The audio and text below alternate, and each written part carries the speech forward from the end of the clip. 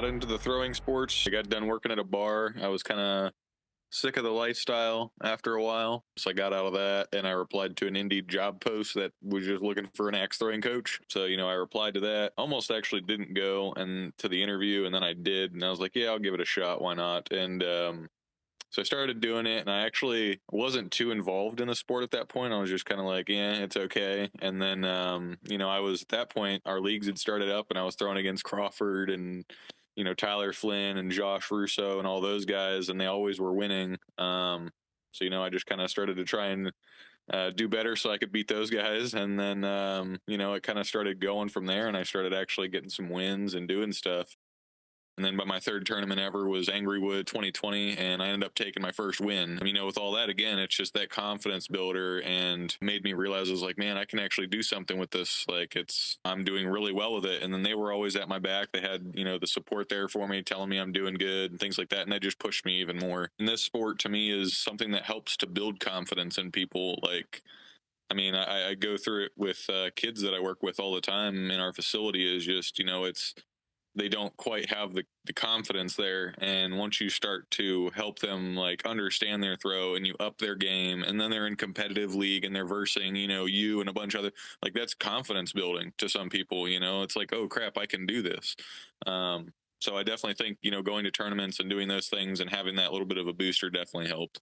I definitely like the competition. I've never been much of a competitive person, but this definitely brings it out in me a little bit more. Obviously, I like to win just like everybody else, but I definitely love seeing people's faces, when they beat me or somebody else or something like that, and they get really excited. I really do. I love the community. The community is definitely a big part of why I love the sport and want to be around it.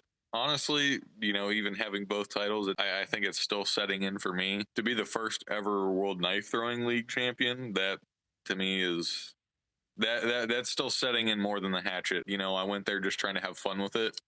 And I think I've played Travis Blank one other time with it.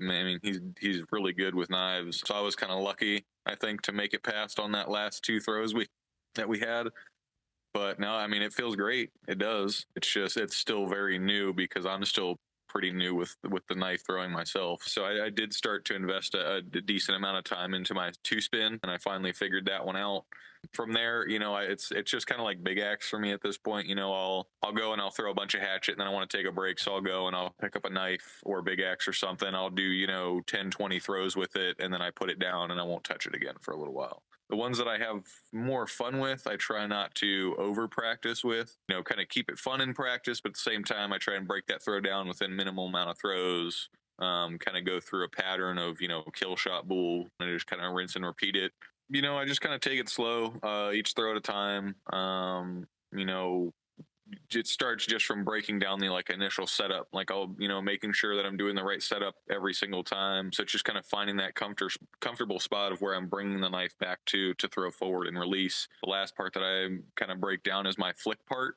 Sometimes I'll over or under rotate it and the knife will barely stick in. That's kind of where I'm breaking that down and figuring out, well, did I give it too much flick or did I not flick enough with it going forward? Good thing for me is that it's a lot like my hatchet throw. So I think that helps me a little bit in the ways of having to how at Worlds I had to switch. I had to go from knife to hatchet. I think it helped me out and didn't put me at too big of a disadvantage because my two throws are so similar.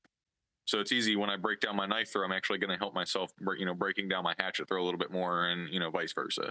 So I do the same thing I do with hatchet. Always my left foot forward. I stagger my feet. I kind of balance my weight on the two. So I'm kind of propped up on my back leg. So, if I need to lean in or anything like that, I can make that small adjustment, which I've had to do multiple times. I'll feel a throw is kind of off. I kind of pick a spot on the floor where it lines my right arm up, directly with what I'm throwing at. So I kind of have that marker, which I've been trying to steer away from a little bit and kind of have more of a free stance. No matter where I'm at, I'm still able to throw towards the target, especially with knife. Being able to stack your knives and move around is a big part of it. So I've been kind of trying to incorporate that into hatchet as well. So I'm never okay, I have to stand here. It's not, you can shoot from anywhere, if you miss by a hair, or you don't clear the black line, you're going to get a 2 or a 3. So let's say you're on your first 3 throws and you smash a bullseye right down the middle. Instead of going up and trying to hit the other bullseye where I'm not quite adjusted to, the top one more so just because it's more kill shot level. Instead of, going for those high and low shots, risking a 2 or a 3 is, go for the stackability part of it, move to the left and shoot for that same exact bullseye. Try to, either glance your knife or at least hit a 5, but at the worst you're hitting a 4 if you're going for that middle bullseye and you're trying to stack on it. And I'll definitely take a 4 over a 2 or a 3 any day. I'm sure anybody would. I move around a lot for being able to stack the knives rather than, splitting them up. As soon as I hit the line, I mean, I'm focused, like I'm there to do something.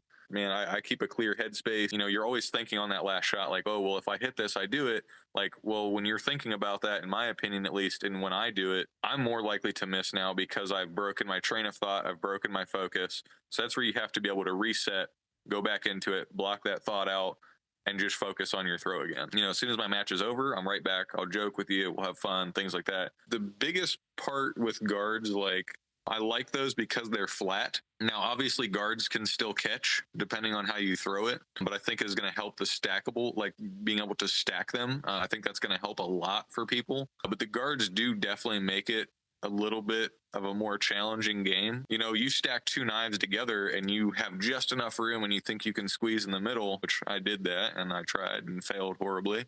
But just the little bit of the lip on those guards, man, if they connect at all, like that could keep you from actually scoring in the board. You could maybe even barely touch. Your guards could stick. It could rest on top of the knives or something like that can happen. Or obviously you can have a guard break, which I've had a few of those. I mean, I guess everybody's throw is unique to a point. We all do something that is just different from everybody else. The reason we do it, obviously just depends on the thrower and, what they're throwing. But I definitely would say that the thing that helps me the most, though, again, is going back to the fact that my knife throw is so similar to my hatchet throw. I've put in lots of repetition with that stuff. I feel like that does give me a little bit more of an advantage throwing it just because it's so similar. I'm not really changing anything up. It's the same thing with knife throwing. Like, take your time with the sport. It's not a race. Crossing the finish line first isn't going to do anything for you. Have fun with it. But I would say that one thing that I would practice, telling to everybody else is practice your stackability. Like, that was such a helpful thing for me. Like, being able to throw one knife close to another is, to me, a big part of knife throwing. You being able to stack your knives better than the other person could very well help you out. You could hit a bull and 2 5s versus if they're having trouble, they could have 2 4s and a 5 or 2 4s and a bullseye or even a 4 5 6. Like, that extra point will save you. The whole alternating thing, I do get it, but to a point, it's just kind of like, well, we're both throwing 3 knives and then 2 knives, or, especially in these big competitions, that's how we did it at Worlds, was 3 knife, 2 knife. You go back to your 2 rotation, 3 knife, 2 knife. I look at it and I say, well, why does it matter if this dude threw 3 knives before I threw mine? Like, if that's what he was comfortable doing, let him do it, and I'm just going to throw my 3. No, like, still nobody crosses the fault line until everything is thrown. So to me, the whole staggering, I don't really understand it. I know there were some problems at Worlds revolving around that. And, we had a disqualification at Worlds for it. And to me, that just is like, did it really matter? The other thing that I would change, and it's already happening, is just guards on knives. Having these knives be completely flat now is, I think, going to change the game again for people who have the ability to stack a lot. I think this is going to change the game for them a lot. You're going to see some higher scores come out of it. So that would be the other thing I would definitely change. I mean, if you have a title to defend, do the work, put in the time, go back, like, defend it to the best of your ability. Don't just go back and, like, skunk it out or whatever. I mean, I care enough about it, at least personally. There's a reputation to uphold here. And, with people telling me all the time about, leading and pushing the sport forward and stuff, like, if I give up now, then all those people that are telling me those things of, like, me pushing the sport and things, like, I'm just kind of like, yeah, well, guess what? I'm done. Like, I don't care. Like, that's just not what I want to do. I'm going to do knife more this year. I'm going to get back there and I am going to try to defend it to the best of my ability and take that second year. So you see lots of comments, especially on Twitter. I love it, seeing them after all the big events. Some of those comments, people saying, oh, well, this isn't that hard and things like that. And it's like, well, come give it a try, like test your hand at it and see how you do, and then kind of judge what we're doing, on TV and stuff. I would say that, coming in and giving this a try, I mean, that could definitely, somebody who throws outside of this, it could definitely help to elevate their game a little bit. I know those guys probably practice and throw at things that are smaller and hit them and stuff like that, but to have that consistency and that ability, to stack closely and, do the scoring that we do, I think it would be a little bit of a challenge at first. I think it could definitely help to elevate some games.